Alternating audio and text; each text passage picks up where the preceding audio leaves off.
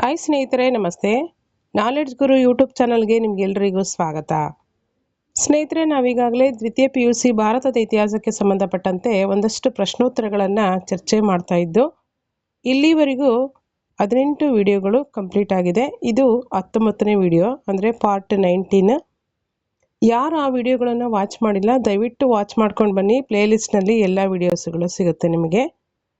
ಹಾಗೆ ನಾಲೆಡ್ಜ್ ಗುರು ಯೂಟ್ಯೂಬ್ ಚಾನಲ್ಗೆ ಸಬ್ಸ್ಕ್ರೈಬ್ ಆಗಿರೋರು ಎಲ್ರಿಗೂ ಕೂಡ ತುಂಬ ಧನ್ಯವಾದಗಳು. ಹಾಗೆ ಸಬ್ಸ್ಕ್ರೈಬ್ ಆಗದೆ ನೋಡ್ತಾ ಇರೋರು ದಯವಿಟ್ಟು ಸಬ್ಸ್ಕ್ರೈಬ್ ಆಗಿ, ಹಾಗೆ ಬೆಲ್ಲೈಕನ್ ಪ್ರೆಸ್ ಮಾಡೋ ಮುಖಾಂತರ ನಾನು ಮಾಡ್ತಕ್ಕಂಥ ವಿಡಿಯೋಗೆ ಅಪ್ಡೇಟ್ ಆಗಿರಿ ಅಂತ ಹೇಳ್ತಾ, ವಿಡಿಯೋನ ಎಂಡ್ವರೆಗೂ ವಾಚ್ ಮಾಡಿ. ಹಾಗೆ ವಿಡಿಯೋಗೊಂದು ಲೈಕ್ ಕೊಡಿ, ನಿಮ್ಮ ಇನ್ನಿತರ ಫ್ರೆಂಡ್ಸ್ಗೂ ಕೂಡ ಶೇರ್ ಮಾಡಿ. ಹಾಗೆ ನಿಮ್ಮ ಅನಿಸಿಕೆ ಅಭಿಪ್ರಾಯಗಳು ಏನಿದ್ರು ಕೂಡ ಕಮೆಂಟ್ ಸೆಕ್ಷನಲ್ಲಿ ತಿಳಿಸಿ. ಅದೇ ರೀತಿಯಾಗಿ ಡಿಸ್ಕ್ರಿಪ್ಷನ್ ಬಾಕ್ಸಲ್ಲಿ ಟೆಲಿಗ್ರಾಮ್ ಮತ್ತು ವಾಟ್ಸಪ್ ಗ್ರೂಪ್ ಲಿಂಕ್ ಇದೆ.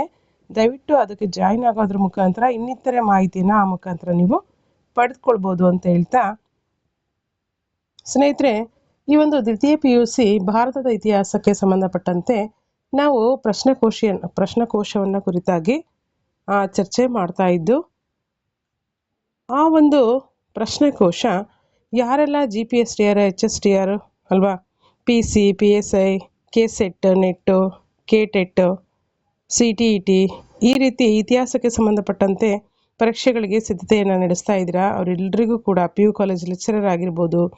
ಹಾಗೆಯೇ ಅದೇ ರೀತಿ ಇನ್ನಿತರೆ ಸ್ಪರ್ಧಾತ್ಮಕ ಪರೀಕ್ಷೆಗಳಿಗೋಸ್ಕರ ಯಾರೆಲ್ಲ ಪ್ರಿಪ್ರೇಷನನ್ನು ಮಾಡ್ತಾ ಇದ್ದೀರಾ ಅವರೆಲ್ಲರಿಗೂ ಕೂಡ ತುಂಬ ಯೂಸ್ಫುಲ್ ಆಗಿರ್ತಕ್ಕಂಥ ಒಂದು ವಿಡಿಯೋಸ್ ಆಗಿರುತ್ತೆ.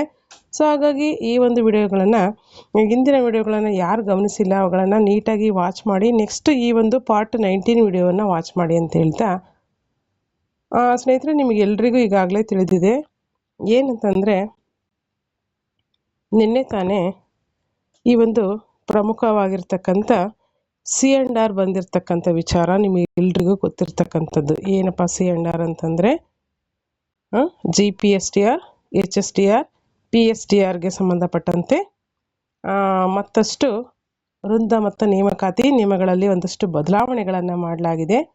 ಅದರಲ್ಲಿ ಬದಲಾವಣೆಯ ಜೊತೆಯಲ್ಲಿ ಎಕ್ಸಾಮ್ ಪ್ಯಾಟ್ರನ್ ಕೂಡ ಅಲ್ವಾ ಕಂಪ್ಲೀಟ್ಲಿ ಚೇಂಜಸ್ ಆಗಿದೆ.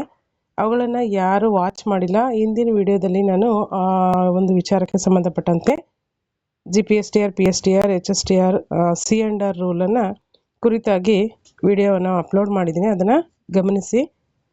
ಅದೇ ರೀತಿಯಾಗಿ ಅದೇ ದಿನ ನಿನ್ನೆನೇ PU ಕಾಲೇಜ್ ಲೆಕ್ಚರರ್ಗೆ ಸಂಬಂಧಪಟ್ಟಂತೆ ಫೈನಲ್ C&R ಕೂಡ ಬಿಡುಗಡೆ ಆಗಿದೆ. ಕರ್ನಾಟಕ ರಾಜ್ಯ ಪತ್ರದಿಂದ ಹೊರಡಿಸಿದ್ದಾರೆ. ಅದನ್ನು ಕೂಡ ನೀವು ಗಮನಿಸಿ. ಇವತ್ತಿನ ಒಂದು ವಿಡಿಯೋದಲ್ಲಿ ಅಪ್ಲೋಡ್ ಮಾಡಿದ್ದೀನಿ. ಏನಿದೆ PU ಲೆಕ್ಚರರ್ಗೆ ಸಂಬಂಧಪಟ್ಟಂತೆ ಅಂದರೆ 9th ಮತ್ತು 10th ಸಂಬಂಧಪಟ್ಟಂತೆ, ಅಂದರೆ 9th ಮತ್ತು 10th ಕ್ಲಾಸಿಗೆ PU ಕಾಲೇಜ್ಗೆ ಯಾರು ನೇಮಕ ಆಗ್ತಾರೆ ಆ ಲೆಕ್ಚರರ್ಸು ತರಗತಿಗಳನ್ನು ಮಾಡ್ತಕ್ಕಂಥದ್ದು ಕಡ್ಡಾಯವಾಗಿ ಏನಾಗಿದೆ, ಈ ಒಂದು ವೃಂದ ಮತ್ತು ನೇಮಕಾತಿ ನಿಯಮಗಳಲ್ಲಿ ಕಡ್ಡಾಯಗೊಳಿಸಲಾಗಿದೆ. ಆ ಒಂದು ವಿಡಿಯೋನು ಕೂಡ ಅಪ್ಲೋಡ್ ಮಾಡಿದ್ದೀನಿ, ಇವತ್ತಿನ ಒಂದು ವಿಡಿಯೋದಲ್ಲಿದೆ, ಅದನ್ನು ಕೂಡ ಅಬ್ಸರ್ವ್ ಮಾಡಿ. ಹಾಗೆ ಸ್ನೇಹಿತರೆ, ನಾವು ದ್ವಿತೀಯ PUC ಭಾರತದ ಇತಿಹಾಸಕ್ಕೆ ಸಂಬಂಧಪಟ್ಟಂಥ ಪ್ರಶ್ನೋತ್ತರಗಳ ಒಂದು ಚರ್ಚೆಯಲ್ಲಿದ್ದು, ಅದನ್ನು ಲಾಸ್ಟ್ ಒಂದು ವಿಡಿಯೋದಲ್ಲಿ ನಾವು ಏನನ್ನು ಗಮನಿಸಿದ್ವಿ ಅಂತಂದರೆ, ಭಾರತದ ಪ್ರಥಮ ಸ್ವತಂತ್ರ ಸಂಗ್ರಾಮ ಅಥವಾ ಸಿಪಾಯಿ ದಂಗೆ 1857ಕ್ಕೆ ಸಂಬಂಧಪಟ್ಟಂತೆ ನಾವು ಲಾಸ್ಟ್ ಕ್ಲಾಸಲ್ಲಿ ಡಿಸ್ಕಷನನ್ನು ಮಾಡಿದ್ವಿ. ನೆಕ್ಸ್ಟ್ ಇನ್ನೊಂದು ಇಂಪಾರ್ಟೆಂಟ್ ಟಾಪಿಕ್ ಏನಪ್ಪ ಅಂತಂದರೆ, ಅಧ್ಯಾಯ 7 ಆರ್ಥಿಕತೆ ಮತ್ತು ಶಿಕ್ಷಣದ ಮೇಲೆ ಬ್ರಿಟಿಷ್ ಆಡಳಿತದ ಪ್ರಭಾವ. ಅಧ್ಯಾಯ 7.3 ಆರ್ಥಿಕತೆ ಮತ್ತು ಶಿಕ್ಷಣದ ಮೇಲೆ ಬ್ರಿಟಿಷರ ಆಡಳಿತ ಯಾವ ರೀತಿ ಎಫೆಕ್ಟನ್ನು ಬೀರುತ್ತೆ ಅಂತೇಳಿ ನಾವು ಗಮನಿಸ್ತಾ ಹೋಗೋಣ. ಹಾಗಾದರೆ ಅದಕ್ಕೆ ಒಂದಷ್ಟು ಹಿನ್ನೆಲೆಯನ್ನು ನಾವು ನೋಡೋದಾದರೆ, ನಾವೀಗಾಗಲೇ ಹಿಂದಿನ ವಿಡಿಯೋದಲ್ಲಿ ಗಮನಿಸಿದ್ದೀವಿ ಅಲ್ವಾ, ಭಾರತಕ್ಕೆ ಯುರೋಪಿಯನ್ನರು ಯಾವ ರೀತಿ ಆಗಮಿಸಿದರು, ಏನು ಉದ್ದೇಶಕ್ಕಾಗಿ ಬಂದು ಅವರು ಯಾವ ರೀತಿ ಭಾರತದಲ್ಲಿ ನೆಲೆಯೂರಿದರು, ಹಾಗೆ ಅನಂತರದಲ್ಲಿ ವ್ಯಾಪಾರಕ್ಕಾಗಿ ಬಂದವರು ತಮ್ಮ ನೆಲೆಯನ್ನು ಕಂಪ್ಲೀಟಾಗಿ ನೆಲೆಯೂರೋದ್ರ ಮುಖಾಂತರ ಭಾರತದಲ್ಲಿ ತಮ್ಮ ಒಂದು ಸಾರ್ವಭೌಮತ್ವವನ್ನು ಯಾವ ರೀತಿ ಸ್ಥಾಪನೆಯನ್ನು ಮಾಡ್ತಾ ಹೋದರು ಅಲ್ವಾ. ಅವರ ವಿರುದ್ಧ ಬ್ರಿಟಿಷರ ವಿರುದ್ಧ ಭಾರತದಲ್ಲಿ 1857ರಲ್ಲಿ ಒಂದು ದಂಗೆ ಜರುಗುತ್ತೆ. ಅದೇ ಸಿಪಾಯಿ ದಂಗೆ ಅಥವಾ 1857ರ ಪ್ರಥಮ ಸ್ವಾತಂತ್ರ್ಯ ಸಂಗ್ರಾಮ ಅಂತೇಳಿ ಲಾಸ್ಟ್ ಕ್ಲಾಸಲ್ಲಿ ಗಮನಿಸಿದ್ದೀವಿ. ಈ ರೀತಿಯಾಗಿ ಈ ಒಂದು ವಿಡಿಯೋದಲ್ಲಿ ಕೂಡ ಮುಖ್ಯವಾಗಿ ಅಧ್ಯಾಯ 7.3ರಲ್ಲಿ ಆರ್ಥಿಕತೆ ಮತ್ತು ಶಿಕ್ಷಣದ ಮೇಲೂ ಕೂಡ ಬ್ರಿಟಿಷ್ ಆಡಳಿತ ಯಾವ ರೀತಿ ತನ್ನ ಪ್ರಭಾವವನ್ನು ಬೀರಿರುತ್ತೆ ಅಂತಕ್ಕಂಥ ಅಂಶಗಳಿಗೆ ಸಂಬಂಧಪಟ್ಟಂತೆ ಈ ಒಂದು ವಿಡಿಯೋದಲ್ಲಿ ಚರ್ಚೆಯನ್ನು ಮಾಡ್ತಾ ಹೋಗೋಣ. ಬ್ರಿಟಿಷರು ಭಾರತವನ್ನ ಸುಮಾರು 200 ವರ್ಷಗಳಿಗೂ ಹೆಚ್ಚು ಕಾಲ ಆಳ್ವಿಕೆಯನ್ನ ಮಾಡ್ತಾರೆ. ಅವರು ಭಾರತವನ್ನ ರಾಜಕೀಯವಾಗಿ, ಆರ್ಥಿಕವಾಗಿ, ಸಾಮಾಜಿಕವಾಗಿ ಎಲ್ಲ ರೀತಿಯಿಂದನೂ ಶೋಷಣೆಯನ್ನ ಮಾಡ್ತಾರೆ. ಅಷ್ಟೇ ಅಲ್ಲದೆ ಬ್ರಿಟಿಷರ ಆಳ್ವಿಕೆ ಭಾರತದ ಆರ್ಥಿಕತೆ ಮತ್ತು ಶಿಕ್ಷಣದ ಮೇಲೂ ಕೂಡ ಏನಾಗುತ್ತೆ, ಗಾಢವಾದಂಥ ಪ್ರಭಾವವನ್ನ ಬೀರ್ತದೆ ಅಂತೇಳಿ ನಾವು ಗಮನಿಸ್ಬೋದು. ಈ ಅಂಶಗಳನ್ನು ಬೇಸಾಗಿಟ್ಕೊಂಡು ನಾವು ಮುಖ್ಯವಾಗಿ ಆರ್ಥಿಕತೆ ಪ್ರಭಾವದಲ್ಲಿ ಶಾಶ್ವತ ಕಂದಾಯ ಪದ್ಧತಿ ಅಥವಾ ಜಮೀನ್ದಾರಿ ಪದ್ಧತಿ ಎಷ್ಟರಲ್ಲಿ 1793ರಲ್ಲಿ ಜಾರಿಗೊಳಿಸ್ತಾರೆ. ಹಾಗೆ ರೈತವಾರಿ ಪದ್ಧತಿ ಮತ್ತು ಮಹಲ್ವಾರಿ ಪದ್ಧತಿಗಳನ್ನು ಗಮನಿಸ್ತೀವಿ. ಅದರ ಜೊತೆಯಲ್ಲಿ ಸಂಪತ್ತಿನ ಸೋರಿಕೆ ಸಿದ್ಧಾಂತ ಅಲ್ವಾ, ಡ್ರೈನ್ ಥಿಯರಿ ಅಂತ ಹೇಳಿ ಕರಿತೀವಿ. ಯಾವ ರೀತಿ ಭಾರತದ ಸಂಪತ್ತು ಇಂಗ್ಲೆಂಡಿಗೆ ಹರಿದು ಹೋಯಿತು ಅಂತಕ್ಕಂಥ ವಿಚಾರಕ್ಕೆ ಸಂಬಂಧಪಟ್ಟಂತೆ ಭಾರತದ ವೃದ್ಧ ಪಿತಾಮಹ ಎಂಬ ಬಿರುದನ್ನು ಪಡೆದಂತಹ ದಾದಾಬಾಯಿ ನವರೋಜಿಯವರು ಒಂದು ಸಂಪತ್ತಿನ ಸೋರಿಕೆ ಎಂಬ ಒಂದು ಸಿದ್ಧಾಂತದಲ್ಲಿ ಯಾವ ರೀತಿ ತನ್ನ ಒಂದು ಭಾರತದ ಸಂಪತ್ತನ್ನು ಬಿಡ್ತಕ್ಕಂಥ ವಿಚಾರಕ್ಕೆ ಸಂಬಂಧಪಟ್ಟಂತೆ ತಿಳಿಸಿದರೆ ಅನ್ನೋದನ್ನು ಕೂಡ ಗಮನಿಸಬೇಕಾಗುತ್ತೆ. ಅದರ ಜೊತೆಯಲ್ಲಿ ಮುಖ್ಯವಾಗಿ ಶಿಕ್ಷಣದ ಮೇಲೆ ಭಾರತೀಯ ಶಿಕ್ಷಣದ ಮೇಲೆ ಬ್ರಿಟಿಷರ ಒಂದು ಪ್ರಭಾವ ಯಾವ ರೀತಿ ಇತ್ತು ಅಂದರೆ ಮೆಕಾಲೆ ವರದಿ ಬಂದ್ಬಿಟ್ಟು ಎಷ್ಟರಲ್ಲಿ ಅಂತಂದರೆ 1835ರಲ್ಲಿ ಮೆಕಾಲೆ ವರದಿಯ ಮುಖ್ಯಾಂಶಗಳೇನು ಅಂತೇಳಿ ಗಮನಿಸ್ತಕ್ಕಂಥದ್ದು. ಅನಂತರದಲ್ಲಿ ವುಡ್ಸ್ ಡಿಸ್ಪ್ಯಾಚ್ ಅಥವಾ ವುಡ್ಸ್ ವರದಿ 1854ರಲ್ಲಿ ವುಡ್ಸ್ ವರದಿ. ಆ ವುಡ್ಸ್ ವರದಿಯ ಪ್ರಮುಖ ಅಂಶಗಳೇನು ಅಂತಕ್ಕಂಥ ವಿಚಾರಕ್ಕೆ ಸಂಬಂಧಪಟ್ಟಂತೆ ನಾವು ಈ ಒಂದು ತರಗತಿಯಲ್ಲಿ ಅಥವಾ ಈ ಒಂದು ವಿಡಿಯೋದಲ್ಲಿ ಪ್ರಮುಖವಾಗಿ ಡಿಸ್ಕಷನ್ ಮಾಡ್ತಾ ಇರ್ತಕ್ಕಂಥ ವಿಚಾರಗಳಾಗಿರುತ್ತೆ. ಸೊ ಬನ್ನಿ ಹಾಗಾದರೆ ಒಂದು ವಾಕ್ಯದ ಪ್ರಶ್ನೆಗಳಿಗೆ ಸಂಬಂಧಿಸಿದಂತೆ ನಾವು ಮೊದಲನೇದಾಗಿ ಗಮನಿಸ್ತಾ ಹೋಗೋಣ. ಒಂದು ವಾಕ್ಯ ಅಥವಾ ಒಂದು ಪದಗಳಲ್ಲಿ ಉತ್ತರ ನೀಡ್ತಕ್ಕಂಥ ಪ್ರಶ್ನೋತ್ತರಗಳು. ಮೊದಲನೇದಾಗಿ ಶಾಶ್ವತ ಕಂದಾಯ ಪದ್ಧತಿಯನ್ನ ಜಾರಿಗೊಳಿಸಿದವರು ಯಾರು? ಶಾಶ್ವತ ಕಂದಾಯ ಪದ್ಧತಿಯನ್ನು ಜಾರಿಗೊಳಿಸಿದವರು ಲಾರ್ಡ್ ಕಾರ್ನ್ವಾಲಿಸ್ ಶಾಶ್ವತ ಕಂದಾಯ ಪದ್ಧತಿಯನ್ನು ಜಾರಿಗೊಳಿಸಿದರು. ಎಷ್ಟರಲ್ಲಿ? 1793ರಲ್ಲಿ ಜಾರಿಗೊಳಿಸಲಾಗುತ್ತೆ. ಯಾವ ಪ್ರದೇಶಗಳ ಮೇಲೆ? ಬಂಗಾಳ, ಬಿಹಾರ, ಒರಿಸ್ಸಾ ಮತ್ತು ಉತ್ತರ ಪ್ರದೇಶಗಳ ಇತರ ಭಾಗಗಳಲ್ಲಿ ಈ ಪದ್ಧತಿಯನ್ನು ಜಾರಿಗೊಳಿಸಲಾಗುತ್ತೆ. ನೆಕ್ಸ್ಟು ಸೋರಿಕೆ ಸಿದ್ಧಾಂತ ಅಥವಾ ಸಂಪತ್ತಿನ ಸೋರಿಕೆ ಸಿದ್ಧಾಂತವನ್ನು ಪ್ರತಿಪಾದಿಸಿದವರು ಯಾರು? ಸಂಪತ್ತಿನ ಸೋರಿಕೆ ಸಿದ್ಧಾಂತವನ್ನು ಪ್ರತಿಪಾದಿಸಿದವರು ದಾದಾಬಾಯಿ ನವರೋಜಿ. ಮೂರನೇ ಪ್ರಶ್ನೆ, ದಾದಾಬಾಯಿ ನವರೋಜಿಯವರು ಬರೆದಂಥ ಕೃತಿ ಯಾವುದು? The poverty and un British rule in India ಎಂಬಂಥ ಒಂದು ಕೃತಿ ದಾದಾಬಾಯಿ ನವರೋಜಿಯವರು ಬರೆದಿರ್ತಕ್ಕಂಥ ಪ್ರಮುಖವಾದಂಥ ಕೃತಿಯಾಗಿದೆ. ಇದರಲ್ಲೇ ಭಾರತದ ಸಂಪತ್ತು ಯಾವ ರೀತಿ ಬ್ರಿಟಿಷರು ಕೊಂಡೊಯ್ತಿದ್ದಾರೆ ಅಂತಕ್ಕಂಥ ವಿಚಾರಕ್ಕೆ ಸಂಬಂಧಪಟ್ಟಂತೆ ಸಂಪತ್ತಿನ ಸೋರಿಕೆಯನ್ನು ಕುರಿತು ಬರೆದಿರ್ತಕ್ಕಂಥದ್ದು. ಹಾಗಾಗಿ ಈ ಒಂದು ಕೃತಿ ತುಂಬ ಇಂಪಾರ್ಟೆಂಟ್ ಆಗಿರುತ್ತೆ. ನೆಕ್ಸ್ಟ್ 4ನೇ ಪ್ರಶ್ನೆ ನೋಡಿ, ವುಡ್ಸ್ ಡಿಸ್ಪ್ಯಾಚ್ ಅಥವಾ ವುಡ್ಸ್ ವರದಿ ರಚನೆಯಾಗಿದ್ದು ಯಾವ ವರ್ಷದಲ್ಲಿ? ಸಾಮಾನ್ಯ ಶಕ ಅಥವಾ ಕ್ರಿಸ್ತ ಶಕ 1854ರಲ್ಲಿ ವುಡ್ಸ್ ವರದಿ ರಚನೆ ಆಗುತ್ತದೆ. ನೆಕ್ಸ್ಟು ಭಾರತದಲ್ಲಿ 5th ಒಂದು ಕ್ವಶನ್ ನೋಡಿ, ಭಾರತದಲ್ಲಿ ಇಂಗ್ಲಿಷ್ ಶಿಕ್ಷಣದ ಮಹಾಸನ್ನದ್ದು ಎಂದು ಯಾವುದನ್ನು ಕರೆಯುತ್ತಾರೆ? ಚಾರ್ಲ್ಸ್ ವುಡ್ಸ್ ವರದಿಯನ್ನು ಭಾರತದಲ್ಲಿ ಇಂಗ್ಲಿಷ್ ಶಿಕ್ಷಣದ ಮಹಾಸನ್ನದ್ದು ಅಂತೇಳಿ ಕರೆಯುತ್ತಾರೆ. ನೆಕ್ಸ್ಟ್ ಒಂದು 2 ಪದ ಅಥವಾ 2 ವಾಕ್ಯಗಳಲ್ಲಿ ಉತ್ತರಿಸ್ತಕ್ಕಂಥ ಪ್ರಶ್ನೋತ್ತರಗಳು. ಮೊದಲನೇ ಪ್ರಶ್ನೆ ನೋಡಿ, ಭಾರತದಲ್ಲಿ ಬ್ರಿಟಿಷರು ಜಾರಿಗೆ ತಂದ ಯಾವುದಾದರೂ 2 ಭೂಕಂದಾಯ ಪದ್ಧತಿಗಳನ್ನು ಹೆಸರಿಸಿ. 1 ಶಾಶ್ವತ ಭೂಕಂದಾಯ ಪದ್ಧತಿ, 2 ರೈತವಾರಿ ಪದ್ಧತಿ, 3ನೇದು ಮಹಲ್ವಾರಿ ಪದ್ಧತಿ. ಇವುಗಳು ಮುಖ್ಯವಾಗಿ ಈ ಒಂದು ಭೂಕಂದಾಯಕ್ಕೆ ಬ್ರಿಟಿಷರು ಜಾರಿಗೊಳಿಸಿದಂತಹ ಪ್ರಮುಖ ಭೂಕಂದಾಯ ಪದ್ಧತಿಗಳು ಅಂತೇಳಿ ನಾವು ಗಮನಿಸ್ತೀವಿ. ನೆಕ್ಸ್ಟ್ ನೋಡಿ, ಎರಡನೇ ಪ್ರಶ್ನೆ, ರೈತವಾರಿ ಪದ್ಧತಿ ಅಂದರೆ ಏನು?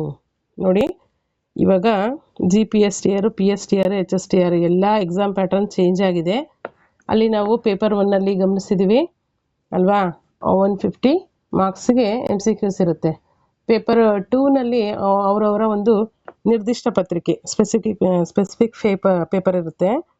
ಅದು ಕೂಡ 50 ಮಾರ್ಕ್ಸಿಗೆ MCQs ಇರುತ್ತೆ, 100 ಮಾರ್ಕ್ಸ್ಗೆ ರೈಟಿಂಗ್ ಇರುತ್ತೆ, ಡಿಸ್ಕ್ರಿಪ್ಟಿವ್ ಅಲ್ಲಿ ಇರುತ್ತೆ ಅಲ್ವಾ. ಹಾಗೆ ಪೇಪರ್ 3 ಬಂದ್ಬಿಟ್ಟು 50 ಮಾರ್ಕ್ಸ್ಗೆ ಸಾಮಾನ್ಯ ಕನ್ನಡ ಇದ್ದರೆ 50 ಮಾರ್ಕ್ಸ್ಗೆ ಸಾಮಾನ್ಯ ಇಂಗ್ಲೀಷ್ ಪತ್ರಿಕೆ ಇರುತ್ತೆ. ಸೊ ಹಾಗಾಗಿ ಇವುಗಳನ್ನು ನಾವಿಲ್ಲಿ ಮುಖ್ಯವಾಗಿ ಗಮನಿಸಬೇಕಾಗತ್ತೆ. ಯಾಕೆ ಹೇಳ್ತಿದ್ದೀನಿ ಇದನ್ನು ಅಂತಂದರೆ, ಯಾವುದೇ ಪ್ರಶ್ನೆನ ನೆಗ್ಲೆಕ್ಟ್ ಮಾಡೋಂಗಿಲ್ಲ. ಇಲ್ಲಿ MCQಸ್ನೂ ಕೂಡ ನಾವು ಅಟೆಂಡ್ ಮಾಡಬೇಕಾಗುತ್ತೆ.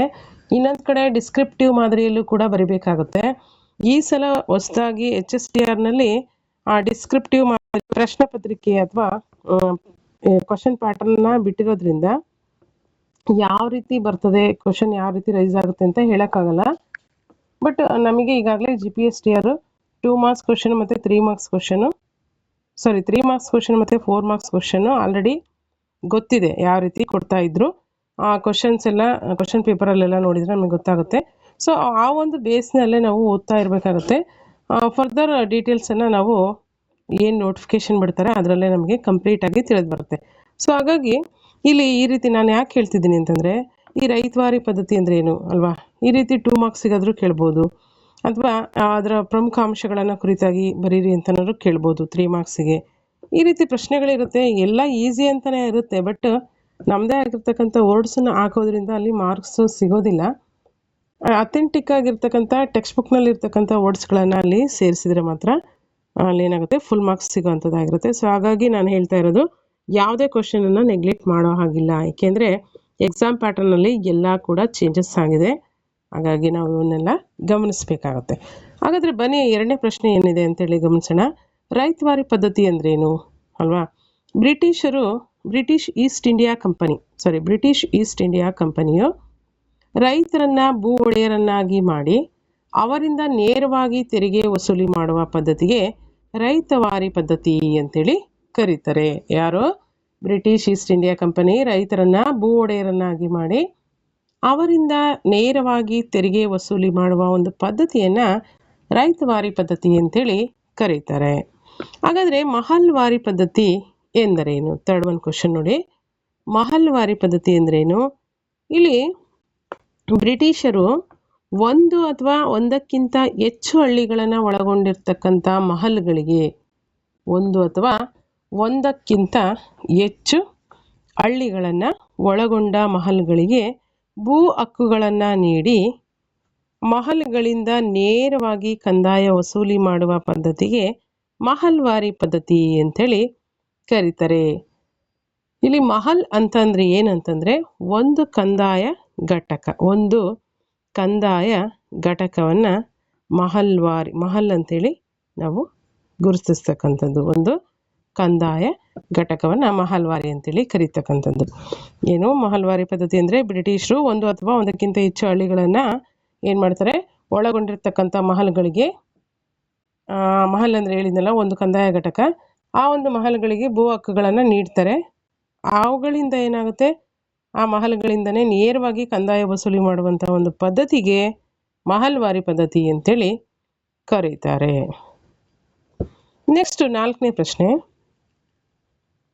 ಪೌರತ್ವ ಸಾಹಿತ್ಯದ ಬಗ್ಗೆ ಮೆಕಾಲೆಯ ಅಭಿಪ್ರಾಯವೇನು? ಅಂದರೆ ಪೌರಾತ್ಯ ಸಾಹಿತ್ಯ ಇದು ಮೇಲೆ ಸ್ವಲ್ಪ ರಾಂಗ್ ಆಗಿದೆ. ಪೌರಾತ್ಯ ಸಾಹಿತ್ಯ, ಅದನ್ನು ಸರಿ ಮಾಡ್ಕೊಳ್ರಿ.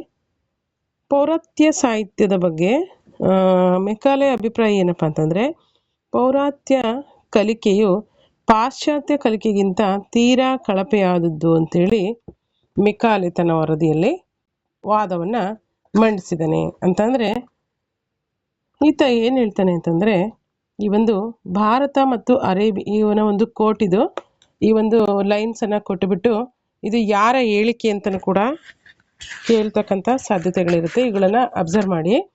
ಮೆಕಾಲೆ ವರದಿಯಲ್ಲಿ ಏನಿದೆ, ಏನು ಅಂಶವನ್ನು ಆತ ವಾದವನ್ನು ಮಾಡಿದ್ದಾನೆ ಅಂತಂದರೆ, ಮುಖ್ಯವಾಗಿ ಗಮನಿಸಿ, ಭಾರತ ಮತ್ತು ಅರೇಬಿಯಾದ ಸಮಸ್ತ ಪೌರ್ವಾತ್ಯ ಸಾಹಿತ್ಯ ಸೇರಿದ್ರೂ ಯುರೋಪಿನ ಉತ್ತಮ ಗ್ರಂಥಾಲಯದ ಕಪಾಟೊಂದರ ಗ್ರಂಥಗಳಿಗೆ ಸಮನಾಗಲಾರದು ಅಂತೇಳಿ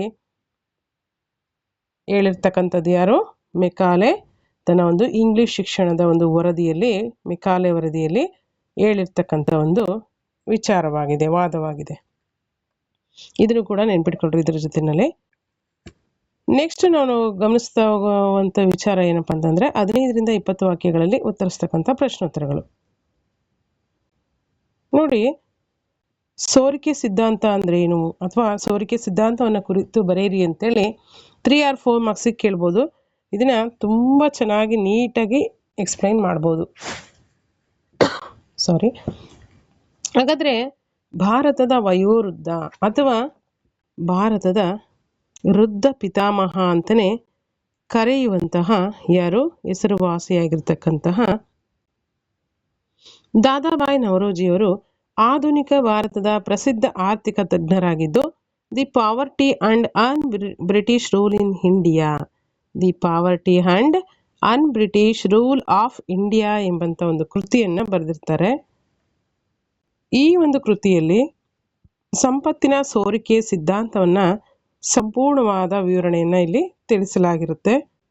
ಇಲ್ಲಿ ಭಾರತದ ಸಂಪತ್ತು ಮತ್ತು ಸಂಪನ್ಮೂಲಗಳು ಯಾವುದೇ ಆರ್ಥಿಕ ಮತ್ತು ವಸ್ತು ರೂಪದ ಸಮಾನ ಆದಾಯ ಅಥವಾ ಲಾಭವಿಲ್ಲದೆ ಯಾವ ರೀತಿ ಇಂಗ್ಲೆಂಡಿಗೆ ಹರಿದು ಹೋಗ್ತಾ ಇದೆ ಅಂತಕ್ಕಂಥ ವಿಚಾರಕ್ಕೆ ಸಂಬಂಧಪಟ್ಟಂತೆ ಸಂಪತ್ತಿನ ಸೋರಿಕೆ ಎಂದು ಕರೆದಿರ್ತಕ್ಕಂಥದ್ದು ದಾದಾಬಾಯಿ ನವರೋಜಿಯವರು. ಅಂದರೆ ಭಾರತದಲ್ಲಿರ್ತಕ್ಕಂಥ ಸಂಪತ್ತು ಮತ್ತು ಸಂಪನ್ಮೂಲಗಳು ಯಾವುದೇ ರೀತಿಯ ಆರ್ಥಿಕ ಲಾಭವನ್ನು ಪಡೆಯದೇನೆ ಮತ್ತು ವಸ್ತು ರೂಪದ ಸಮಾನ ಆದಾಯವನ್ನು ಕೂಡ ಪಡೆಯಲಿದ್ದೇನೆ, ಅಥವಾ ಯಾವುದೇ ರೀತಿ ಲಾಭನೂ ಕೂಡ ಇಲ್ಲದೇನೆ ಭಾರತದಲ್ಲಿನ ಸಂಪತ್ತು ಮತ್ತು ಸಂಪನ್ಮೂಲಗಳು ಎಲ್ಲಿಗೆ ಹರಿದು ಹೋಗ್ತಿದೆ? ಇಂಗ್ಲೆಂಡಿಗೆ ಹರಿದು ಹೋಗ್ತಿದೆ ಅಥವಾ ಬ್ರಿಟನ್ಗೆ ಹರಿದು ಹೋಗ್ತಿದೆ. ಇದನ್ನು ಸಂಪತ್ತಿನ ಸೋರಿಕೆ ಅಂತೇಳಿ ದಾದಾಬಾಯಿ ನವರೋಜಿಯವರು ಕರೆದಿರ್ತಕ್ಕಂಥದ್ದು. ಇದು ಭಾರತದ ಬಡತನಕ್ಕೆ ಸಂಪತ್ತಿನ ಸೋರಿಕೆ ಮತ್ತು ಬ್ರಿಟಿಷರ ದುರಾಡಳಿತವೇ ಮೂಲ ಕಾರಣ ಅಂತೇಳಿ ಅವರು ಘೋಷಿಸ್ತಾರೆ. ಇದು ಮುಂದೆ ರಾಷ್ಟ್ರೀಯವಾದಿಗಳಿಗೆ ಏನಾಗುತ್ತೆ, ಬ್ರಿಟಿಷ್ ಆಳ್ವಿಕೆಯ ವಿರುದ್ಧವಾಗಿ ಹೋರಾಟವನ್ನು ಮಾಡಲಿಕ್ಕೆ ಪ್ರಮುಖವಾಗಿರ್ತಕ್ಕಂಥ ಅಸ್ತ್ರವಾಗಿ ಪರಿಣಮಿಸುತ್ತೆ. ಇಲ್ಲಿ ದಾದಾಬಾಯಿ ನವರೋಜಿಯವರು ಭಾರತದಿಂದ ಸಂಪತ್ತು ಮತ್ತು ಸ್ವಾಭಾವಿಕ ಸಂಪನ್ಮೂಲಗಳು ಇಂಗ್ಲೆಂಡಿಗೆ ಹೇಗೆ ಹರಿದು ಹೋಗ್ತಾ ಇದ್ವು ಅಂತಕ್ಕಂಥ ವಿಚಾರಗಳಿಗೆ ಸಂಬಂಧಪಟ್ಟಂತೆ ಒಂದಷ್ಟು ಅಂಶಗಳನ್ನು ತಿಳಿಸ್ತಾ ಹೋಗಿದ್ದಾರೆ. ಅವನ್ನ ಒಂದೊಂದಾಗಿ ಗಮನಿಸ್ತಾ ಹೋಗೋಣ. ಬ್ರಿಟಿಷರು ಭಾರತದಲ್ಲಿ ಕೃಷಿ ಬೆಳೆಗಳಿಗೆ ಬದಲಾಗಿ ಕಬ್ಬು, ಹತ್ತಿ, ಚಹಾ, ನೀಲಿ, ಕಾಫಿ ಮುಂತಾದ ವಾಣಿಜ್ಯ ಬೆಳೆಗಳನ್ನು ಬೆಳಿಲಿಕ್ಕೆ ಹೆಚ್ಚು ಲಾಭ ಸಂಪಾದನೆ ಮಾಡಲಿಕ್ಕೆ ಒತ್ತಾಯಪಡಿಸ್ತಾರೆ. ಕೃಷಿ ಬೆಳೆಗಳಿಗೆ ಬದಲಾಗಿ ಕಬ್ಬು, ಹತ್ತಿ, ಚಹಾ, ನೀಲಿ ಮತ್ತು ಕಾಫಿ ಮುಂತಾದ ವಾಣಿಜ್ಯ ಬೆಳೆಗಳನ್ನು ಬೆಳೆಯುವಂತೆ ಮಾಡಿ ಹೆಚ್ಚು ಲಾಭವನ್ನು ಸಂಪಾದನೆಯನ್ನು ಮಾಡ್ಕೊಂಡು ಹೋಗ್ತಾರೆ. ಅದರ ಜೊತೆಯಲ್ಲಿ 2ನೇ ಪಾಯಿಂಟ್ ನೋಡಿ, ಬ್ರಿಟಿಷರು ಭಾರತದಿಂದ ಕಡಿಮೆ ಬೆಲೆಗೆ ಕಚ್ಚಾ ವಸ್ತುಗಳನ್ನು ಕೊಂಡು ಇಂಗ್ಲೆಂಡಿಗೆ ಕಳುಹಿಸಿ ಅವುಗಳನ್ನು ಮತ್ತೆ ಸಿದ್ಧ ವಸ್ತುಗಳನ್ನಾಗಿ ಪರಿವರ್ತಿಸಿ ಹೆಚ್ಚಿನ ಒಂದು ಸಂಪಾದನೆಯನ್ನು ಮಾಡುವಂಥದ್ದು. ಇಲ್ಲಿ ಕಚ್ಚಾ ವಸ್ತುಗಳಿಗೂ ಭಾರತನೇ ಮೂಲ, ಮತ್ತು ಇಂಗ್ಲೆಂಡಿಗೆ ಅವುಗಳನ್ನು ಕೊಂಡೊಯ್ದು ಸಿದ್ಧ ವಸ್ತುಗಳ ಮಾರುಕಟ್ಟೆನೂ ಕೂಡ ಭಾರತನೇ ಆಗಿರುತ್ತೆ. ಸೊ ಹಾಗಾಗಿ ಸಂಪೂರ್ಣವಾಗಿ ಭಾರತವನ್ನು ಈ ರೀತಿ ಶೋಷಣೆಯನ್ನು ಮಾಡಿರೋದನ್ನೇ ದಾದಾಬಾಯಿ ನವರೋಜಿಯವರು ಸಂಪತ್ತಿನ ಸೋರಿಕೆ ಸಿದ್ಧಾಂತದಲ್ಲಿ ಹೇಳಿರ್ತಕ್ಕಂಥದ್ದು. ನೆಕ್ಸ್ಟ್ ನೋಡಿ, ಭಾರತವನ್ನು ಬ್ರಿಟಿಷರ ಸಿದ್ಧ ವಸ್ತುಗಳ ಮಾರುಕಟ್ಟೆಯನ್ನಾಗಿ ಮಾರ್ಪಾಡು ಮಾಡಿ ಹೆಚ್ಚು ಲಾಭವನ್ನು ಪಡೆಯುವಂಥದ್ದು ಬ್ರಿಟಿಷರ ಒಂದು ನೀತಿಯಾಗಿರ್ತದೆ. ಹಾಗೆ ಬ್ರಿಟಿಷ್ ಅಧಿಕಾರಿಗಳಿಗೆ ಭಾರತದಲ್ಲಿ ಅತಿ ಹೆಚ್ಚು ಸಂಬಳವನ್ನು ನೀಡ್ತಾ ಇರ್ತಾರೆ. ಆದರೆ ಭಾರತದಲ್ಲಿ ಭಾರತೀಯ ಅಧಿಕಾರಿಗಳಿಗೆ ತೀರಾ ಕಡಿಮೆ ಸಂಬಳವನ್ನು ನೀಡ್ತಾ ಇರ್ತಕ್ಕಂಥದ್ದು ಕೂಡ ತಾರತಮ್ಯ ನೀತಿಯನ್ನು ಅವರು ಎತ್ತಿ ಹಿಡಿದಿರ್ತಕ್ಕಂಥದ್ದು. ನೆಕ್ಸ್ಟು ಬ್ರಿಟಿಷರು ತಮ್ಮ ನಾಗರಿಕ ಮತ್ತು ಸೈನ್ಯದ ಅಧಿಕಾರಿಗಳಿಗೆ ಅತಿ ಹೆಚ್ಚು ವೇತನವನ್ನು ನೀಡ್ತಾ ಇರ್ತಾರೆ ಮತ್ತು ಅವರಿಗೆ ಪೆನ್ಷನ್ ಕೂಡ ನೀಡ್ತಾ ಇರ್ತಾರೆ. ನೋಡಿ, ಭಾರತೀಯರಿಗೆ ಈ ಸವಲತ್ತುಗಳಿಲ್ಲ. ಆದರೆ ಬ್ರಿಟಿಷರು ಅವರ ನಾಗರಿಕ ಮತ್ತು ಸೈನಿಕ ಅಧಿಕಾರಿಗಳಿಗೆ ಹೆಚ್ಚಿನ ಒಂದು ಸ್ಯಾಲ್ರಿನೂ ಕೊಡ್ತಾರೆ ಮತ್ತು ಪೆನ್ಷನನ್ನು ಕೊಡ್ತಾರೆ. ಈ ರೀತಿ ಒಂದು ತಾರತಮ್ಯ ನೀತಿಯನ್ನು ಮತ್ತು ಶೋಷಣೆಯನ್ನು ಭಾರತೀಯರ ಮೇಲೆ ಬ್ರಿಟಿಷರು ಮಾಡ್ತಾ ಇರೋದನ್ನ ದಾದಾಬಾಯಿ ನವರೋಜಿಯವರು ತಿಳಿಸಿರ್ತಕ್ಕಂಥದ್ದು. ನೆಕ್ಸ್ಟ್ ಒಂದು ಪಾಯಿಂಟ್ ನೋಡಿ, ಬ್ರಿಟಿಷರು ಭಾರತೀಯರಿಗೆ ಸಾಲಗಳನ್ನು ನೀಡಿ ಹೆಚ್ಚು ಬಡ್ಡಿಯನ್ನು ಸಂಪಾದನೆ ಮಾಡುವಂಥದ್ದು. ಇಲ್ಲೇ ಇದ್ದು ಇಲ್ಲೇ ದುಡಿದು ಇಲ್ಲಿನ ಸಂಪತ್ತನ್ನೇ ಮತ್ತೆ ನಮಗೆ ಸಾಲವಾಗಿ ನೀಡಿ ಅಲ್ವಾ ಬಡ್ಡಿಯನ್ನು ಹೆಚ್ಚಿನ ಸಂಪಾದನೆಯನ್ನು ಬಡ್ಡಿ ಪಡ್ಕೊಂಡು ಹೆಚ್ಚಿನ ಸಂಪಾದನೆಯನ್ನು ಮಾಡ್ತಕ್ಕಂಥದ್ದು. ನೋಡಿ, ಶೋಷಣೆಯ ಪ್ರತಿರೂಪಗಳಿವೆಲ್ಲ ಅಲ್ವಾ. ಭಾರತೀಯರನ್ನು ಯಾವ ರೀತಿ ಹಂತವಾಗಿ ಶೋಷಣೆ ಮಾಡಿದರು ಅಂತಕ್ಕಂಥ ವಿಚಾರಗಳಿಗೆ ಸಂಬಂಧಪಟ್ಟಂತೆ ಪ್ರತಿಯೊಂದು ವಿಚಾರಗಳನ್ನು ಸಂಪತ್ತಿನ ಸೋರಿಕೆ ಎಂಬಂಥ ವಿಚಾರವನ್ನು ಆಧಾರವಾಗಿಟ್ಕೊಂಡು ಏನು ಮಾಡ್ತಿದ್ದಾರೆ, ದಾದಾಬಾಯಿ ನವರೋಜಿಯವರು ತಿಳಿಸ್ತಾ ಇರುವಂಥದ್ದು. ನೆಕ್ಸ್ಟ್ ನೋಡಿ, ಹಾಗೆ ಬ್ರಿಟಿಷರು ಬಂಡವಾಳಶಾಹಿಗಳು ಮತ್ತು ಅವರು ಏನು ಮಾಡ್ತಾಯಿದ್ರು, ಹೆಚ್ಚಿನ ಸಂಪಾದನೆಯನ್ನು ಕೂಡ ಮಾಡ್ಕೊಂಡು ಹೋಗ್ತಾ ಇದ್ರು. ಬ್ರಿಟಿಷರ ಬಂಡವಾಳಶಾಹಿಗಳು ಹೆಚ್ಚು ಲಾಭವನ್ನು ಸಂಪಾದನೆ ಮಾಡ್ಕೊಂಡು ಹೋಗ್ತಾ ಇದ್ರು ಇಲ್ಲಿಂದ. ಹಾಗೆ ಬ್ರಿಟಿಷರ ವಸ್ತುಗಳ ಮೇಲೇ ಕಡಿಮೆ ತೆರಿಗೆ, ಆದರೆ ಭಾರತೀಯರ ವಸ್ತುಗಳ ಮೇಲೆ ಹೆಚ್ಚಿನ ಒಂದು ತೆರಿಗೆಯನ್ನು ವಿಧಿಸುವ ಮುಖಾಂತರ ಅವರು ಹೆಚ್ಚು ಲಾಭವನ್ನು ಗಳಿಸ್ತಾ ಇದ್ರು. ಹೀಗೆ ಹಲವಾರು ವಿಧಗಳಲ್ಲಿ ಭಾರತದಿಂದ ಇಂಗ್ಲೆಂಡಿಗೆ ಸಂಪತ್ತು ಹಲವಾರು ವಿಧಗಳಲ್ಲಿ ಏನಾಗ್ತಾ ಇತ್ತು, ಹರಿದು ಹೋಗ್ತಾ ಇತ್ತು. ಇವುಗಳನ್ನು ಏನು ಮಾಡಿದ್ದಾರೆ, ದಾದಾಬಾಯಿ ನವರೋಜಿಯವರು ತಮ್ಮ ಒಂದು ಸಂಪತ್ತಿನ ಸೋರಿಕೆ ಸಿದ್ಧಾಂತದಲ್ಲಿ ಪ್ರಮುಖವಾಗಿ ತಿಳಿಸಿರ್ತಕ್ಕಂಥ ವಿಚಾರಗಳಾಗಿದೆ. ಸೊ ಇಷ್ಟನ್ನು ನಾವಿಲ್ಲಿ ಗಮನಿಸ್ಬೋದು. ನೆಕ್ಸ್ಟ್ ಒಂದು ಲಾಂಗ್ ಆನ್ಸರ್ಸ್ ಇದೆ ನೋಡಿ. ಬ್ರಿಟಿಷ್ ಆಡಳಿತವು ಭಾರತೀಯ ಶಿಕ್ಷಣದ ಮೇಲೆ ಬೀರಿದಂಥ ಪ್ರಭಾವವನ್ನು ತಿಳಿಸಿ. ಬ್ರಿಟಿಷರ ಒಂದು ಆಡಳಿತ ನೀತಿಯಿಂದಾಗಿ ಭಾರತೀಯ ಶಿಕ್ಷಣದ ಮೇಲೆ ಯಾವ ರೀತಿ ಪ್ರಭಾವ ಬೀರ್ತದೆ ಅಂತೇಳಿ ನಾವು ಗಮನಿಸ್ತಾ ಹೋಗೋಣ. ಮೊದಲನೇದಾಗಿ ನೋಡಿ, ಬ್ರಿಟಿಷ್ ಈಸ್ಟ್ ಇಂಡಿಯಾ ಕಂಪನಿ ಭಾರತದಲ್ಲಿ ಶಿಕ್ಷಣದ ಅಭಿವೃದ್ಧಿಗಾಗಿ ಕ್ರಿಸ್ತಶಕ 1813ರಲ್ಲಿ ಚಾರ್ಟರ್ ಕಾಯ್ದೆಯಲ್ಲಿ 1,00,000 ರೂಪಾಯಿಗಳನ್ನು ನೀಡಲಾಗಿರುತ್ತೆ. ಬಟ್ ಇಲ್ಲೇನಾಗಿದೆ ಅಂತಂದರೆ, ಕಂಪನಿಯು ಓರಿಯೆಂಟಲಿಸ್ಟ್ ಮತ್ತು ಆಂಗ್ಲಿಸಿಸ್ಟ್, ಪೌರಾತ್ಯರು ಮತ್ತು ಪಾಶ್ಚಿಮಾತ್ಯ ಶಿಕ್ಷಣದ ಬೆಂಬಲಿಗರ ಮಧ್ಯದಲ್ಲಿ ಒಂದಷ್ಟು ಭಿನ್ನಾಭಿಪ್ರಾಯಗಳು ತಲೆದೋರಿದ್ರಿಂದ ಆ 1,00,000 ಹಣವನ್ನು ಯಾವುದೇ ರೀತಿ ಶಿಕ್ಷಣಕ್ಕಾಗಿ ಖರ್ಚು ಮಾಡಿರೋದಿಲ್ಲ. ಸೊ ಹಾಗಾಗಿ ಇಲ್ಲಿ ಮುಖ್ಯವಾದಂಥ ಅಂಶ ಇದು, ಗಮನಿಸಿ. ಇಲ್ಲಿ ಏನಾಗುತ್ತೆ ನೋಡಿ, ಮೆಕಾಲೆ ವರದಿ ಬರುತ್ತೆ. ಎಷ್ಟರಲ್ಲಿ? 1835ರಲ್ಲಿ ಮೆಕಾಲೆ ಶಿಕ್ಷಣದ ಬಗ್ಗೆ ಒಂದು ವರದಿಯನ್ನು ಸಿದ್ಧಪಡಿಸ್ತಾರೆ.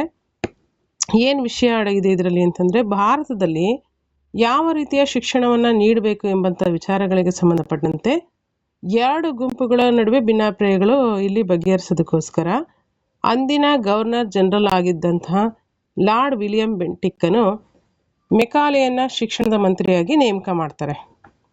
ಇಲ್ಲಿ ಮೆಕಾಲೆಯು ತನ್ನ ವರದಿಯನ್ನು 1835ರ ಪ್ರಸಿದ್ಧ ವರದಿಯಲ್ಲಿ ಭಾರತದಲ್ಲಿ ಪಾಶ್ಚಿಮಾತ್ಯ ಮಾದರಿಯ ಶಿಕ್ಷಣ ವ್ಯವಸ್ಥೆಯ ಬೆಳವಣಿಗೆ ಮತ್ತು ಇಂಗ್ಲಿಷ್ ಶಿಕ್ಷಣದ ಮಾಧ್ಯಮವಾಗಬೇಕು ಅಂಥೇಳಿ ಪ್ರತಿಪಾದನೆಯನ್ನು ಮಾಡ್ತಾರೆ. ಹಾಗೆ ಮೆಕಾಲೆಯು ಇಂಗ್ಲಿಷ್ ಶಿಕ್ಷಣದ ದೃಢವಾದಂಥ ಬೆಂಬಲಿಗನಾಗಿದ್ದು, ಪೌರಾತ್ಯ ಕಲಿಕೆಯು ಪಾಶ್ಚಿಮಾತ್ಯ ಕಲಿಕೆಗಿಂತ ತೀರಾ ಕಳಪೆಯಾಗಿದೆ ಅಂಥೇಳಿ ವಾದವನ್ನು ಮಂಡಿಸ್ತಾರೆ. ಇದು ಮೆಕಾಲೆ ಶಿಕ್ಷಣದ ಒಂದು ವರದಿಯಾಗಿರುತ್ತೆ. ಹಾಗೆ ಚಾರ್ಲ್ಸ್ ವುಡ್ ವರದಿ ಬರುತ್ತೆ. ಎಷ್ಟರಲ್ಲಿ? 1854ರಲ್ಲಿ ಚಾರ್ಲ್ಸ್ ವುಡ್ ವರದಿ. ಇದರಲ್ಲಿ ಏನು ಪ್ರಮುಖ ಅಂಶಗಳಿದೆ ಅಂತಂದರೆ, ಬ್ರಿಟಿಷ್ ಈಸ್ಟ್ ಇಂಡಿಯಾ ಕಂಪನಿಯು ಭಾರತದಲ್ಲಿನ ಶಿಕ್ಷಣದ ಬೆಳವಣಿಗೆಗಾಗಿ ಚಾರ್ಲ್ಸ್ ವುಡ್ ರವರನ್ನು ಶಿಕ್ಷಣ ಮಂತ್ರಿಯನ್ನಾಗಿ ನೇಮಕ ಮಾಡಿರ್ತಾರೆ. ಇಲ್ಲಿ ವುಡ್ಸ್ ರವರು ತಮ್ಮ ಸಮಗ್ರ ವರದಿಯನ್ನು ಸರ್ಕಾರಕ್ಕೆ ಸಲ್ಲಿಸ್ತಾರೆ. ವುಡ್ಸ್ ವರದಿಯ ಪ್ರಮುಖಾಂಶಗಳು ಏನಿರುತ್ತೆ ಅಂತೇಳಿ, ಅಥವಾ ಶಿಫಾರಸುಗಳು ಏನಿರುತ್ತೆ ಅಂತೇಳಿ ನಾವು ಒಂದೊಂದಾಗಿ ಗಮನಿಸ್ತಾ ಹೋಗೋಣ. ಮೊದಲೇ ಅಂಶ ನೋಡಿ, ಬ್ರಿಟಿಷ್ ಈಸ್ಟ್ ಇಂಡಿಯಾ ಕಂಪನಿಯು ಭಾರತದಲ್ಲಿ ಗ್ರಾಮಗಳಲ್ಲಿ ಪ್ರಾಥಮಿಕ ಶಾಲೆ, ಪಟ್ಟಣಗಳಲ್ಲಿ ಪ್ರೌಢಶಾಲೆ, ಜಿಲ್ಲಾ ಮಟ್ಟದಲ್ಲಿ ಕಾಲೇಜುಗಳನ್ನು ಆರಂಭಿಸಬೇಕು. ಇದು ಮೊದಲನೇ ಅಂಶ, ವುಡ್ಸ್ ವರದಿಯಲ್ಲಿದ್ದಂತಹ ಮೊದಲ ಅಂಶ. ಎರಡನೇದಾಗಿ, ಪ್ರಾಥಮಿಕ ಶಿಕ್ಷಣವು ಮಾತೃಭಾಷೆಯಲ್ಲಿ ಇರಬೇಕು. ಯಾವ ಭಾಷೆಯಲ್ಲಿ ಇರಬೇಕು? ಪ್ರಾಥಮಿಕ ಶಿಕ್ಷಣ ಮಾತೃಭಾಷೆಯಲ್ಲಿ ಇರಬೇಕು. ಪ್ರೌಢಶಾಲೆಗಳಲ್ಲಿ ಹಾಗೂ ಉನ್ನತ ಶಿಕ್ಷಣಕ್ಕೆ ಇಂಗ್ಲಿಷ್ ಭಾಷೆ ಮಾಧ್ಯಮವಾಗಿರಬೇಕು. ಹೈಸ್ಕೂಲ್ ಮತ್ತು ಹೈಯರ್ ಎಜುಕೇಷನ್ಗೆ ಸಂಬಂಧಪಟ್ಟಂತೆ ಇಂಗ್ಲಿಷ್ ಭಾಷೆ ಏನಾಗಿರಬೇಕು?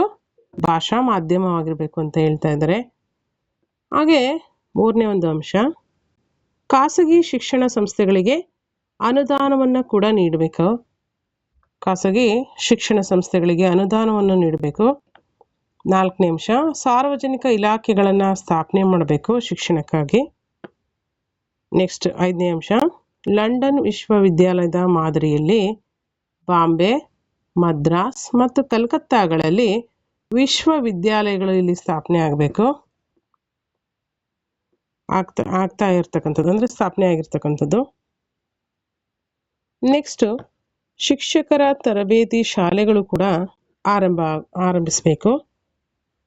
ನೆಕ್ಸ್ಟ್ ಒಂದು ಪಾಯಿಂಟ್ ನೋಡಿ, ವೃತ್ತಿ ಶಿಕ್ಷಣ ಮತ್ತು ತಾಂತ್ರಿಕ ಶಾಲಾ ಕಾಲೇಜುಗಳು ಸ್ಥಾಪನೆ ಆಗಬೇಕು. ನೆಕ್ಸ್ಟ್ ಲಾಸ್ಟ್ ಒಂದು ಪಾಯಿಂಟಲ್ಲಿ ಮಹಿಳಾ ಶಿಕ್ಷಣಕ್ಕೆ ಪ್ರಾಧಾನ್ಯತೆಯನ್ನು ನೀಡಬೇಕು ಅಂತಕ್ಕಂಥ ವಿಚಾರಗಳಿಗೆ ಸಂಬಂಧಪಟ್ಟಂತೆ ಇವಿಷ್ಟು ಅಂಶಗಳನ್ನು ಮುಖ್ಯವಾಗಿ ಏನು ಮಾಡ್ತಾರೆ, ಚಾರ್ಲ್ಸ್ ವುಡ್ಸ್ ಅವರು 1854ರಲ್ಲಿ ತನ್ನ ಒಂದು ವರದಿಯ ಶಿಫಾರಸುಗಳನ್ನು ಪ್ರಮುಖವಾಗಿ ತಿಳಿಸ್ತಾರೆ ಅಂತೇಳಿ ನಾವು ಗಮನಿಸ್ಬೋದಾಗಿದೆ. ಇದಿಷ್ಟು ಭಾರತದಲ್ಲಿ ಬ್ರಿಟಿಷರು ಆರ್ಥಿಕತೆ ಮತ್ತು ಶಿಕ್ಷಣದ ಮೇಲೆ ಯಾವ ರೀತಿ ತಮ್ಮ ಪ್ರಭಾವವನ್ನು ಬೀರಿದ್ರು ಎಂಬಂಥ ಅಂಶಗಳಿಗೆ ಸಂಬಂಧಪಟ್ಟಂತಹ ಪ್ರಮುಖ ಅಂಶಗಳ ಒಂದು ಚರ್ಚೆ ಆಗಿತ್ತು. ಸ್ನೇಹಿತರೆ, ಇಲ್ಲಿವರೆಗೂ ಈ ಒಂದು ವಿಡಿಯೋ ನೋಡಿದಂಥ ಎಲ್ರಿಗೂ ಕೂಡ ತುಂಬ ಧನ್ಯವಾದಗಳು. ಹಾಗೆ ನಾಲೆಡ್ಜ್ ಗುರು ಯೂಟ್ಯೂಬ್ ಚಾನಲ್ಗೆ ಸಬ್ಸ್ಕ್ರೈಬ್ ಆಗಿರೋರಿಗೂ ಕೂಡ ತುಂಬ ಥ್ಯಾಂಕ್ಸ್ ಅಂತ ಹೇಳ್ತಾ, ಯಾರೆಲ್ಲ ಇದುವರೆಗೂ ಸಬ್ಸ್ಕ್ರೈಬ್ ಆಗದೆ ನೋಡ್ತಾ ಇದ್ದೀರಾ, ವಿಡಿಯೋಗೊಂದು ಲೈಕ್ ಕೊಡಿ, ಇನ್ನಿತರ ನಿಮ್ಮ ಫ್ರೆಂಡ್ಸ್ಗೂ ಕೂಡ ಶೇರ್ ಮಾಡಿ. ಏನಾದರೂ ಅನಿಸಿಕೆ ಅಭಿಪ್ರಾಯಗಳಿದ್ರೆ ಕಮೆಂಟ್ಸಲ್ಲಿ ತಿಳಿಸಿ ಅಂತ ಹೇಳ್ತಾ, ಹಾಗೆ ಡಿಸ್ಕ್ರಿಪ್ಷನ್ ಬಾಕ್ಸಲ್ಲಿ ಟೆಲಿಗ್ರಾಮ್ ಮತ್ತು ವಾಟ್ಸಪ್ ಗ್ರೂಪ್ ಇದೆ, ಅಲ್ಲಿ ಜಾಯ್ನ್ ಆಗಿ ನಮ್ಮ ಜೊತೆ ಯಾವಾಗಲೂ ಟಚಲ್ಲಿ ಇರ್ರಿ ಅಂತ ಹೇಳ್ತಾ, ಯಾವಾಗ ಬೇಕಾದರೂ ಯಾವುದೇ ನೋಟಿಫಿಕೇಷನ್ ಆಗ್ಬೋದು. ಯಾಕೆಂದರೆ 2+2+2 ಅಲ್ವಾ, 6 ಮಂತ್ ಒಳಗಡೆ ಎಲ್ಲ ಪ್ರೋಸೆಸ್ಸನ್ನು ಬೇರೆ ಬೇರೆ ಇಲಾಖೆಗಳಲ್ಲಿ ಖಾಲಿರ್ತಕ್ಕಂಥ ಹುದ್ದೆಗಳನ್ನು ತುಂಬತಕ್ಕಂಥ ಕೆಲಸವನ್ನು ಮಾಡ್ತೀವಿ ಅಂತೇಳಿ ಸರ್ಕಾರ ಹೇಳಿಕೆಯನ್ನು ಕೊಟ್ಟಿರೋದ್ರಿಂದ ಯಾವಾಗ ಬೇಕಾದರೂ ಯಾವ ಇಲಾಖೆಯಲ್ಲಿ ಬೇಕಾದರೂ ಯಾವಾಗಾದ್ರೂ ನೋಟಿಫಿಕೇಷನ್ ಆಗ್ಬೋದು. ನಿಮಗೆ ಈಗಾಗಲೇ ಗೊತ್ತಿದೆ ಅಲ್ವಾ, ಪೊಲೀಸ್ ಕಾನ್ಸ್ಟೇಬಲ್ ನೇಮಕಾತಿ ಆಗಿದೆ, VA ನೇಮಕಾತಿ ಅಧಿಸೂಚನೆ ಆಗಿದೆ, ಹಾಗೆ ಕ್ರೈಸ್ ಕೂಡ ನೇಮಕಾತಿ ಅಧಿಸೂಚನೆ ಆಗಿದೆ. ಹಾಗೆ ಇನ್ನಿತರ ಬೇರೆ ಬೇರೆ ಇಲಾಖೆಗಳಲ್ಲೂ ಕೂಡ ಅಧಿಸೂಚನೆಯನ್ನು ಹೊರಡಿಸಿದ್ದಾರೆ ಅಲ್ವಾ ನೇಮಕಾತಿಗಾಗಿ. ಹಾಗಾಗಿ ನೀವು ಒಂದು ತಿಳ್ಕೊಬೇಕು, ನೋಟಿಫಿಕೇಷನ್ ಯಾವಾಗಾಗುತ್ತೆ ಅಂತೇಳಿ ವೆಯ್ಟ್ ಮಾಡೋದ್ರ ಬದಲಾಗಿ ಆಗಬೇಕಾಗಿರ್ತಕ್ಕಂತಹ ಏನು ವರ್ಕ್ ಇದೆ, ನಿಮ್ಮದು ಸಿಲೆಬಸ್ ವೈಸ್ ಏನು ಸ್ಟಡಿ ಮಾಡೋದಿದೆ, ಅವುಗಳ ಕಡೆ ಹೆಚ್ಚಿನ ಒಂದು ಗಮನವನ್ನು ಕೊಡಿ. ನೋಟಿಫಿಕೇಷನ್ ಯಾವಾಗ ಬೇಕಾದರೂ ಆಗ್ಬೋದು, ಬಿಕಾಸ್ ಎಲ್ಲ ಕೂಡ ಪ್ರೋಸೆಸ್ಸಿಂಗಲ್ಲಿದೆ, ಅಂದರೆ ಪ್ರೋಸೆಸ್ ಹಂತದಲ್ಲಿದೆ, ಅಂದರೆ ಪ್ರಕ್ರಿಯೆ ನಡೀತಾ ಇದೆ ಈಗ ಆಲ್ರೆಡಿ. ಸೊ ಹಾಗಾಗಿ ಯಾವ ಇಲಾಖೆಯಿಂದ ಬೇಕಾದರೂ ಯಾವಾಗ ಬೇಕಾದರೂ ನೋಟಿಫಿಕೇಷನನ್ನು ಬಿಡ್ಬೋದು ಸರ್ಕಾರದಿಂದ. ಹಾಗಾಗಿ ನಮ್ಮ ಒಂದು ವರ್ಕನ್ನು, ನಮ್ಮ ಸಿಲೆಬಸ್ಸಲ್ಲಿರ್ತಕ್ಕಂಥ ವಿಚಾರಗಳನ್ನು ಕುರಿತಾಗಿ ನಮ್ಮ ಒಂದು ಸ್ಟಡಿ ಕಂಪ್ಲೀಟಾಗಿ ಮಾಡ್ಕೋಬೇಕಾಗಿರ್ತಕ್ಕಂಥದ್ದು ನಮ್ಮ ಕರ್ತವ್ಯ. ಸೊ ಹಾಗಾಗಿ ನೀವು ನೋಟಿಫಿಕೇಷನ್ ಬಗ್ಗೆ ಯಾವುದೇ ರೀತಿ ತಲೆ ಕೆಡಿಸ್ಕೊಬೇಡಿ, ಆದಷ್ಟು ಬೇಗ ನೋಟಿಫಿಕೇಷನ್ ಆಗುವಂಥದ್ದಾಗುತ್ತೆ. ನಮ್ಮ ವರ್ಕ್ ಏನಿದೆ ಅವುಗಳ ಬಗ್ಗೆ ಹೆಚ್ಚಿನ ಒಂದು ಗಮನ ಕೊಡಿ ಅಂತ ಹೇಳ್ತಾ, ಎಲ್ರಿಗೂ ವೆರಿ ಆಲ್ ದ ಬೆಸ್ಟ್. ಇವಾಗ ಒಂದು ಭರವಸೆ ಬೆಳಕು ಬಂದಿದೆ ನಿಮಗೆಲ್ರಿಗೂ ಅಂತ ಅಂದ್ಕೊತೀನಿ. ಏಕೆಂದರೆ ನೋಟಿಫಿಕೇಷನ್ಗಳು ಒಂದೊಂದಾಗಿ ಬರ್ತಾ ಇದೆ. ಇನ್ನು ಮುಂದೆ ಆದ್ರೂ ಯಾವುದ್ರ ಕಡೆನೂ ಹೆಚ್ಚು ಗಮನ ಕೊಡದೆ ಸ್ಟಡಿ ಕಡೆ ಹೆಚ್ಚು ಗಮನ ಕೊಡೋಣ. ಆ ಮುಖಾಂತರ ಒಂದಷ್ಟು ಸ್ಟಡಿ ಮಾಡ್ತಾ ಸಿಲೆಬಸ್ಸನ್ನು ನೋಟಿಫಿಕೇಷನ್ ಆಗೋದ್ರೊಳಗಡೆ ಒಂದು ಟೈಮ್ ಏನು ಮಾಡಬೇಕು, ಕಂಪ್ಲೀಟ್ ಮಾಡ್ಕೊಂಡಿರಬೇಕು. ನೆಕ್ಸ್ಟ್ ರಿವಿಷನ್ಗೆ ಟೈಮ್ ಕೊಡೋದಕ್ಕೆ ಅನುಕೂಲ ಆಗುತ್ತೆ ಅಂತ ಹೇಳ್ತಾ ಈ ಒಂದು ವಿಡಿಯೋಗೆ ವಿರಾಮ ಹೇಳ್ತಾ ಇದ್ದೀನಿ. ಎಲ್ರಿಗೂ all the very best. Thank you one and all. ಜೈ ಹಿಂದ್, ಜೈ ಕರ್ನಾಟಕ ಮಾತೆ.